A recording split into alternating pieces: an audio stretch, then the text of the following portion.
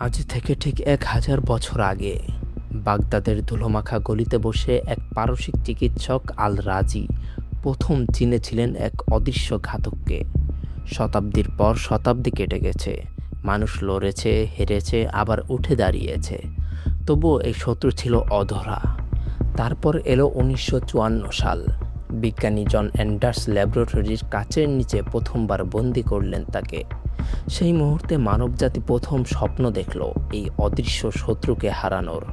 তার নাম মিজলস বা হাম, এক অবাধ্য আরএনএ শৃঙ্খল যার একমাত্র শিকার মানুষ। সংক্রমণের পর শুরু হয় এক অদ্ভুত নীরবতা।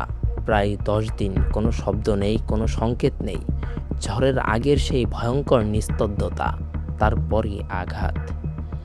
১০৪ ডিগ্রি ছুঁয়ে ফেলা আগুনের মতো জ্বর, অবিরাম কাশি আর সর্দি, চোখের কোণে জমে থাকে লালচে জল, সবই যেন বলে দেয় শত্রু এসে গেছে দরজায়। গালের ভেতরে ফুটে ওঠে ক্ষুদ্র সাদা দাগ, কপোলেটি স্পট যেন অন্ধকারে জ্বলা সতর্কতার নক্ষত্র। আর কিছুক্ষণের মধ্যেই মুখ থেকে শুরু করে সারা শরীরে ছড়িয়ে পড়ে লাল ফুসকুড়ি, যেন অগ্নিগিরির জ্বলন্ত লাভা।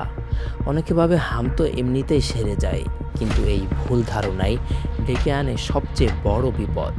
কারণ এই রোগ থেমে থাকে না শুধু চামড়ায়, এটি হানা দেয় ফুসফুসে, কেড়ে নিতে পারে শোনার ক্ষমতা, এমনকি মস্তিষ্কে প্রদাহ ঘটিয়ে নিভিয়ে দিতে পারে জীবনের আলো। ভিটামিন এর অভাবে থাকা শিশুদের জন্য এটি হয়ে উঠতে পারে স্থায়ী অন্ধত্বের কারণ। তবুও এই গল্প শুধু অন্ধকারের নয়, এই লড়াইয়ে আমাদের হাতে আছে বিজ্ঞানের এক অজেয় বর্ম, টিকা। মাত্র $১ একটি ডোজ একটি শিশুকে দিতে পারে সারা জীবনের সুরক্ষা।